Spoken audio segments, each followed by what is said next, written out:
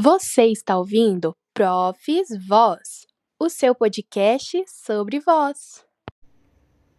Sagrado e bendito podcast, pessoas. Este é o episódio de número 3. Falaremos sobre saúde vocal. Você sabe o que faz bem para a voz? E o que prejudica? O que seria abuso vocal? Vem comigo entender, conhecer, refletir e o mais importante, mudar os parâmetros para que a sua saúde vocal seja mantida através do autocuidado. Vamos lá? Profs Voz! Hoje, a nossa convidada é alguém muito especial, a Damaris. Ela é fonoaudióloga especializada em voz clínica e profissional, pós-graduada em voz cantada, com diversos cursos em pedagogia vocal e outros cursos livres voltados para anatomia, fisiologia, análise acústica e intervenção na voz profissional. Pós-graduanda em comunicação e oratória e mestranda em ciências fonoaudiológicas pelo UFMG. Idealizadora do Fit Voz, que é um projeto voltado para o uso da voz profissional. Atualmente, trabalha com atendimento à voz profissional, cantores, e clínica, e o seu maior público são professores. Seja hiper bem-vinda, Damaris. Olá, Lília, eu que agradeço o convite, muito obrigada por ter me convidado para participar desse podcast e poder falar de um assunto que a gente tem tanto prazer e é tão relevante no nosso dia a dia, que é o cuidado com a nossa voz e a nossa comunicação. Que maravilha, muito obrigada, Damaris, por ter aceitado o nosso convite. E não vamos perder muito tempo, não, porque eu sei que todo mundo é muito curioso para saber o que faz para melhorar, o que é ruim. Vamos descobrir agora. Quais são, Damaris, fala para nós, quais são os principais cuidados com a voz? Uma coisa que eu sempre falo para os meus pacientes, que a gente precisa observar o nosso corpo e mudar pequenos hábitos, né? Na internet nós temos uma gama de coisas sobre cuidados com a voz, de informações, mas para garantir a saúde vocal, a gente precisa se conhecer, para procurar falar sem fazer força, articulando bem as palavras, mas, claro, sem exagerar também, para não tornar essa fala tão artificial. Falar pausadamente, respeitando as pausas respiratórias, se manter hidratado, beber a quantidade certa de água. Uma aspas aqui, Lilian, é que nós vemos muito essa regra de 2 litros de água por dia. Mas na nutrição, a gente observa que há uma quantidade que varia de acordo com o peso da pessoa.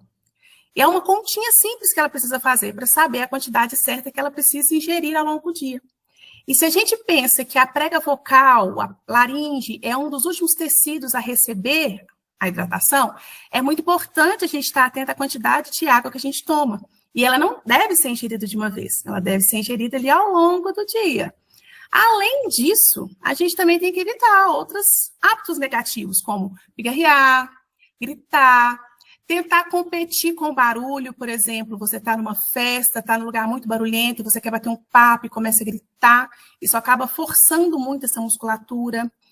Ter cuidado também com a ingestão de álcool, é importante beber com moderação e, se você fumar, procurar parar de fumar o quanto antes.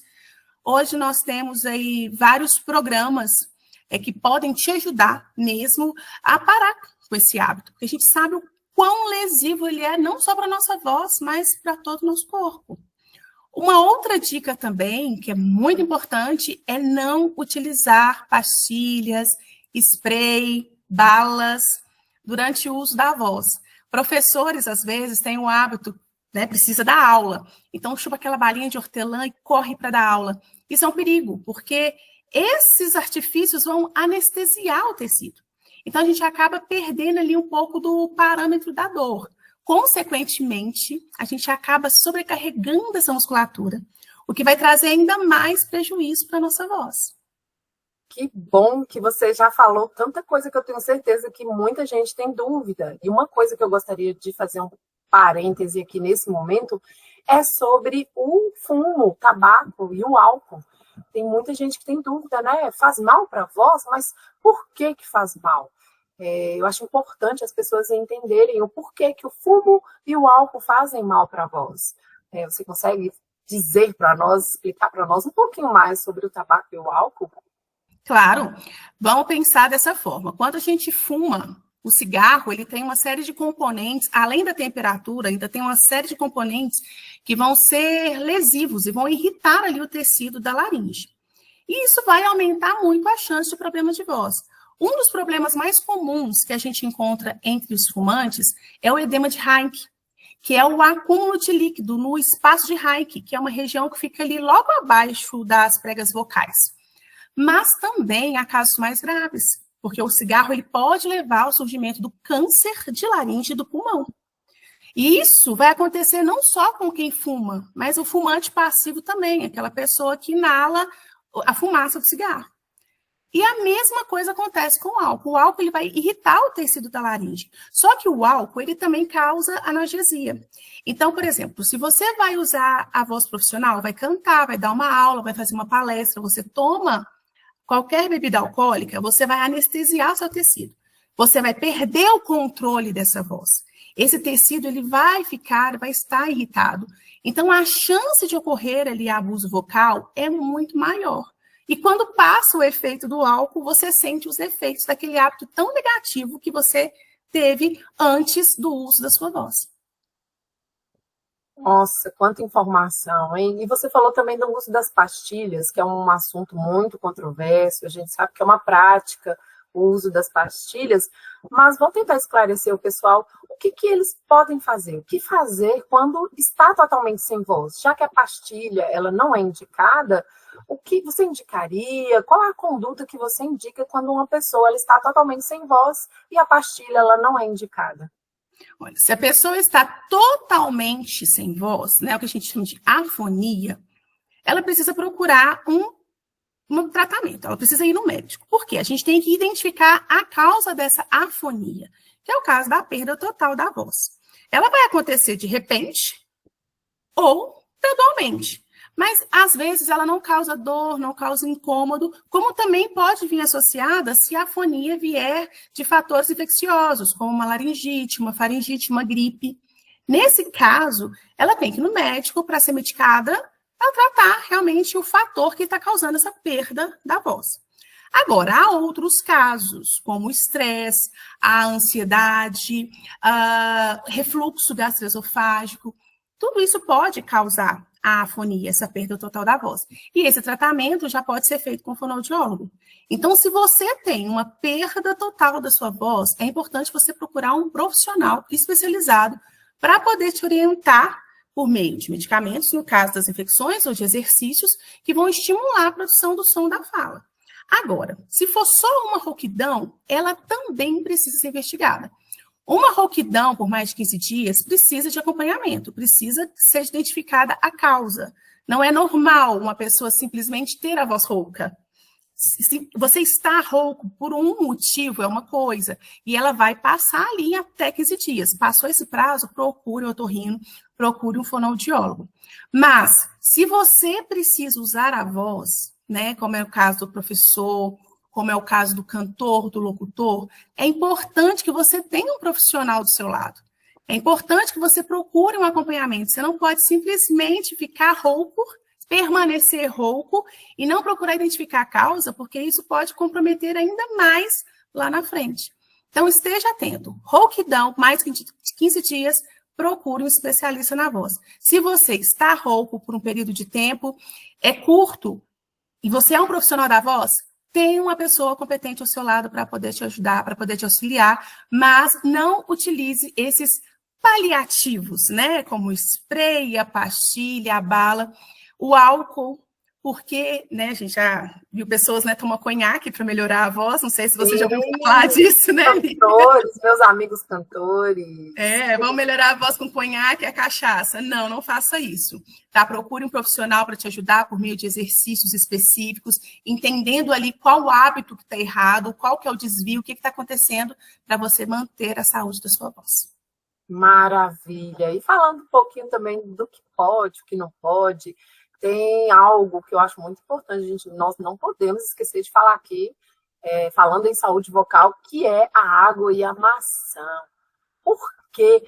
É bom por quê? Quais os benefícios da água e da maçã?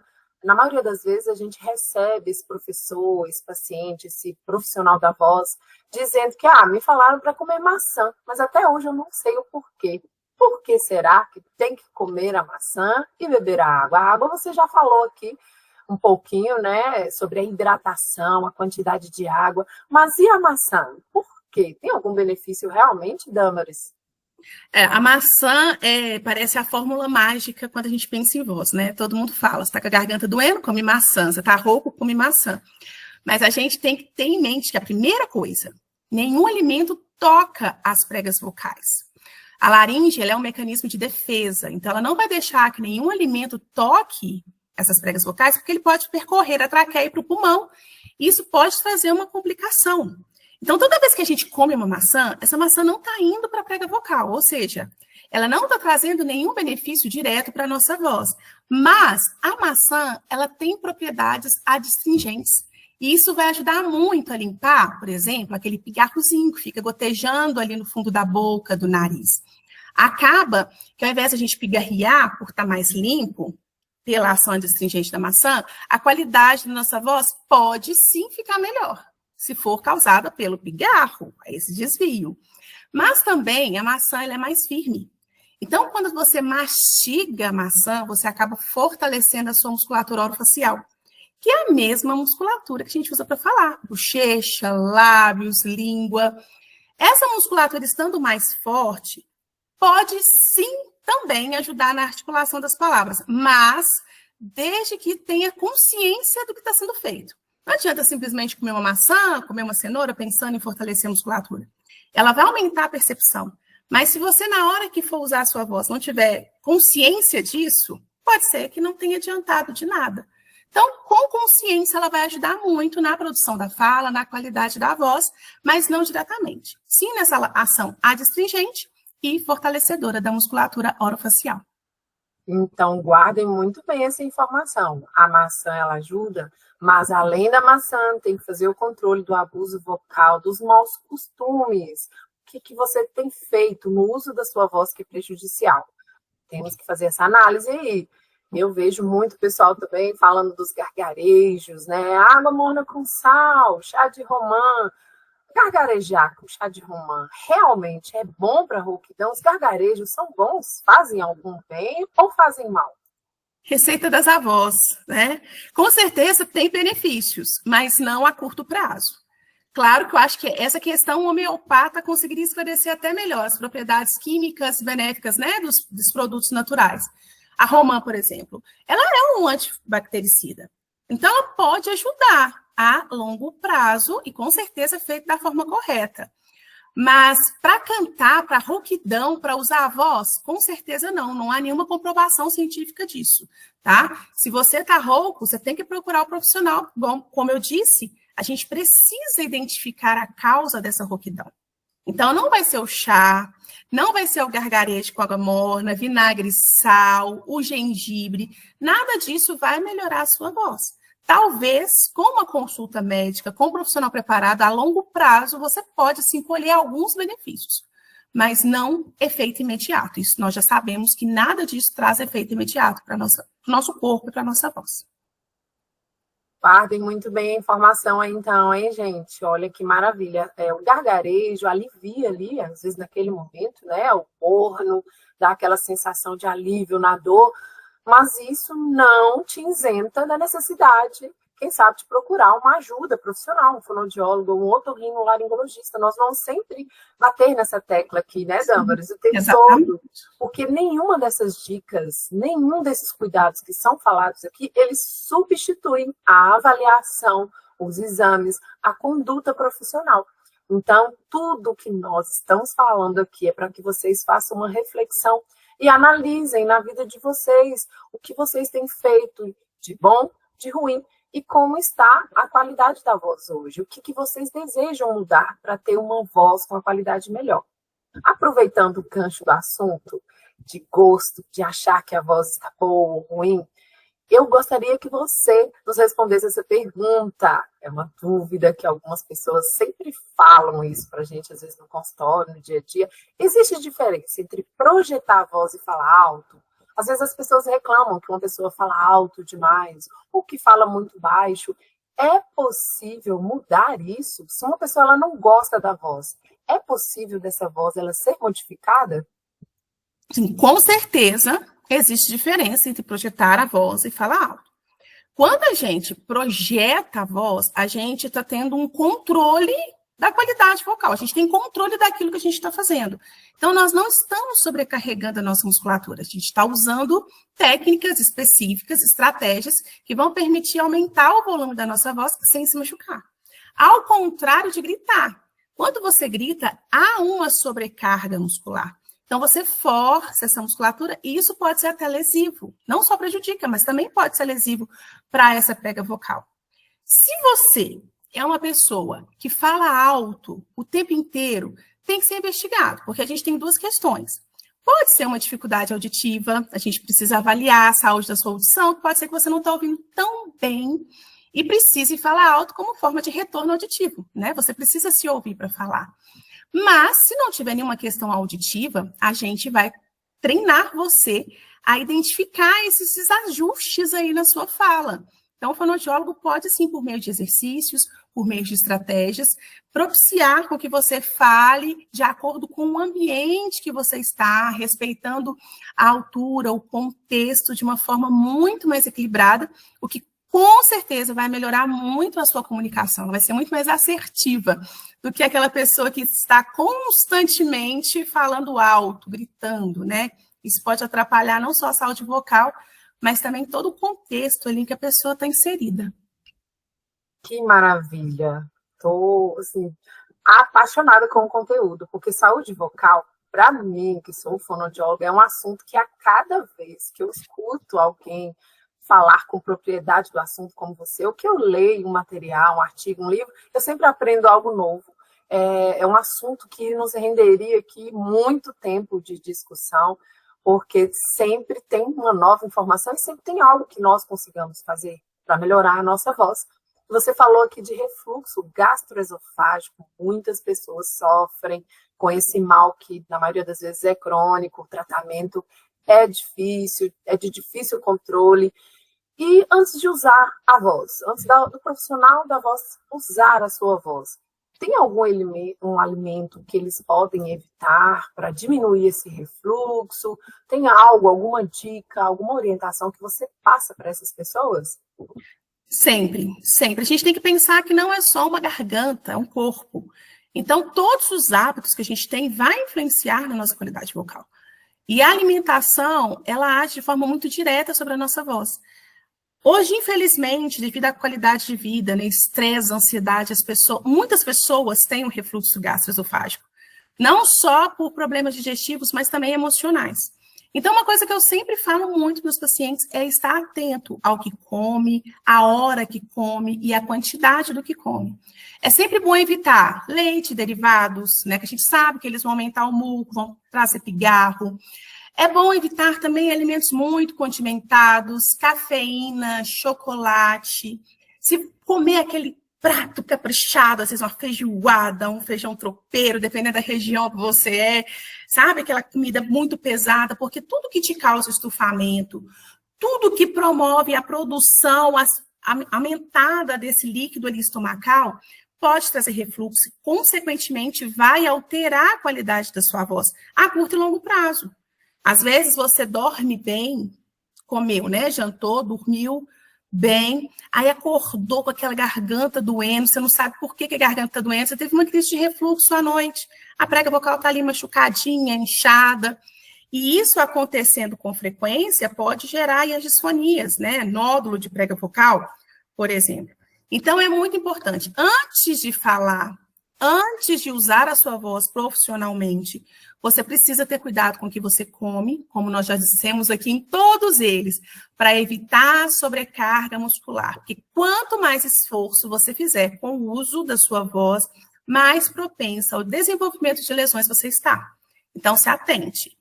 Beba bastante água, ingira pouca quantidade de alimento, né? O suficiente para te dar energia para conseguir o trabalho, alimentos bons, gente. Temos frutas, banana, batata, batata doce, mandioca. Nossa culinária é muito rica de alimentos que vão te dar energia.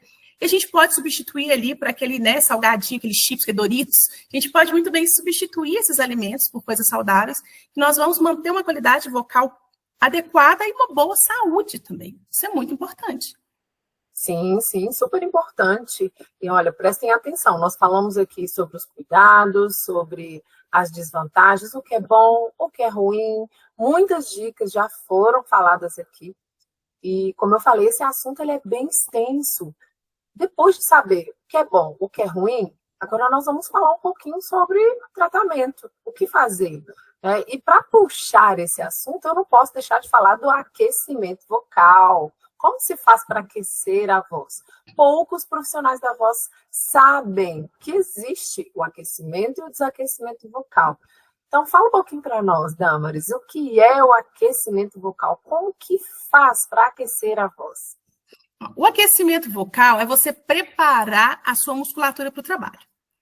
Se você vai correr uma maratona, você não vai simplesmente levantar e sair correndo. Você vai se alongar. A mesma coisa funciona com o aquecimento. Você vai preparar o seu músculo para começar a trabalhar.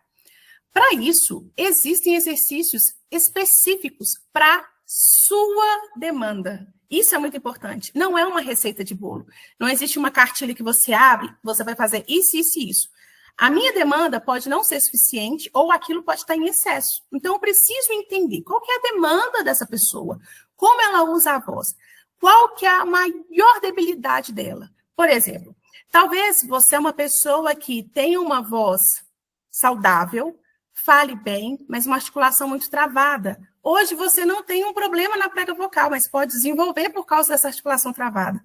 Então, em seu aquecimento vocal, é preciso pensar em exercícios que lembrem o seu corpo de usar essa articulação. Você precisa, então, trabalhar a sua voz, acordar a musculatura e lembrar o seu corpo de usar essa articulação. Por isso, não é uma receita de bolo. Nem de tantos outros exemplos que a gente poderia dar aqui. Então, o aquecimento vocal serve para isso. Preparar a sua musculatura, lembrar o seu corpo daquilo que ele precisa fazer por meio de exercícios específicos. Claro, eu não gosto dessa palavra universal, mas a gente tem exercícios que ajudam todo mundo, como a gente vê muito, vibrar a língua, som de Z, mas a gente precisa entender que será que só vibrar a língua, vamos pegar um cantor, por exemplo, só você fazer trrr, vai aquecer sua voz? Ou vamos pegar um palestrante, vai falar ali para um público muito grande, se ele só fizer um zzz, vai ser suficiente para ele? Então, entendendo esse contexto, é possível se criar exercícios, um planejamento muito mais estratégico e bem assertivo para esse profissional. Quanta informação, hein, gente? E aí, a gente sabe agora, então, que tem benefícios, malefícios, que tem o aquecimento, tem alguns exercícios que são indicados. E como que essa pessoa ela consegue distinguir, como que ela pode saber se o problema de voz ele é tratado com exercício ou se precisa de cirurgia? Existe alguma dica? Existe alguma maneira? O médico, a melhor maneira. Quando você vai ao médico, ele vai diagnosticar o seu caso. Então, o otorrinolaringologista, juntamente com o fonoaudiólogo, vão poder chegar ali numa conclusão. Alguns casos, a gente já sabe que é tratamento cirúrgico. Então, o paciente é encaminhado automaticamente para aquele tratamento, o que não isenta a fonoterapia. A fono, ela precisa acompanhar esse paciente pré e pós-cirurgia. Outros casos, não. Outros casos, é simplesmente o tratamento fonoaudiológico já consegue absorver aquela lesão, já consegue resolver o problema vocal. Mas quem vai fazer esse diagnóstico inicial é o médico por meio dos exames de imagem, onde ele vai ver como que está o tecido, o que está acontecendo, quais são as alterações e qual seria a melhor estratégia juntamente com o paciente, porque tem casos que a gente sabe que são só cirúrgicos. Mas o paciente não quer se submeter à cirurgia. Ele prefere ir para a fonoterapia. Então, junto com o paciente, se entra ali no acordo. Qual que é a melhor alternativa de tratamento para o seu caso. Mas o médico é crucial para a gente definir aí se vai ser ou não cirúrgico. E dentre essas opções de tratamento, como funcionam os tratamentos de voz? Eles são longos, são curtos? Se precisar de cirurgia, é rápido, demora muito tempo? No tratamento de voz, normalmente eles não são longos, tá? Eles têm a média entre 3 a 6 meses. Só que para a gente ter exatidão, vai variar, né, de caso para caso. Tem paciente que adere à terapia, aquele paciente bonitinho, que faz todos os exercícios que a gente pede, super aplicado.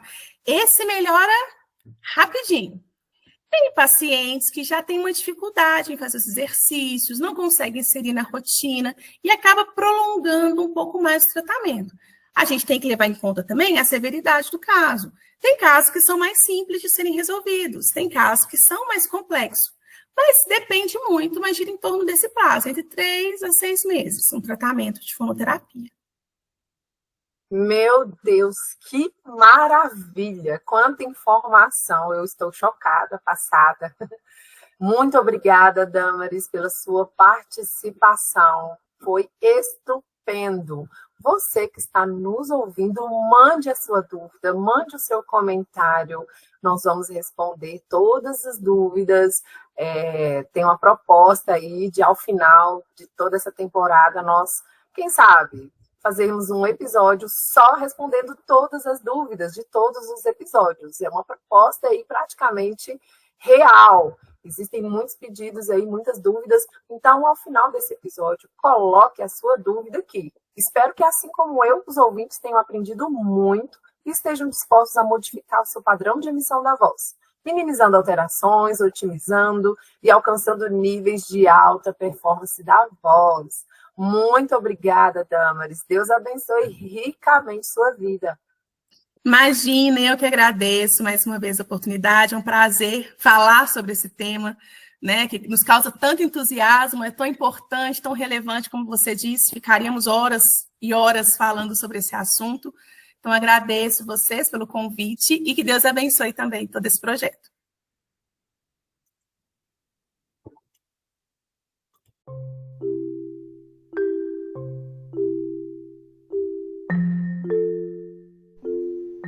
Neste episódio, ressaltamos os principais cuidados, a higiene vocal.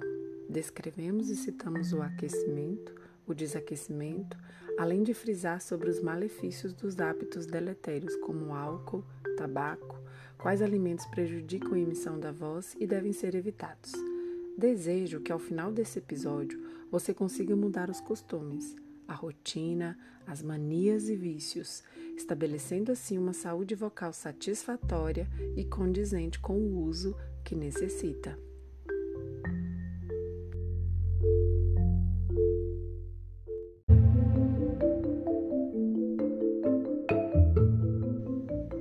Gostou desse episódio?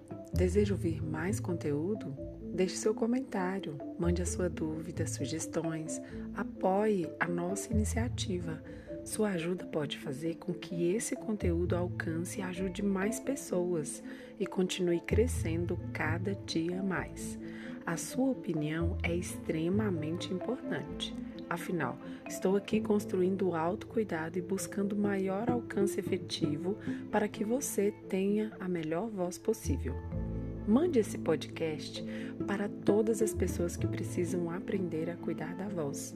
Estou no Instagram com @LilianMeloFono e a íntegra do estudo vinculado a este podcast está disponível no Instagram do Profs Minas. Siga @SaúdeProfessorMG. O link de acesso para ambos os perfis, além dos perfis de nossas convidadas, estão na descrição. Atenção! Todas as dúvidas enviadas serão respondidas ao final desta temporada, em um episódio bônus. Faça parte, participe. E assim finalizamos esse episódio com muita satisfação, gratidão e amor no coração. Se cuida. Até breve.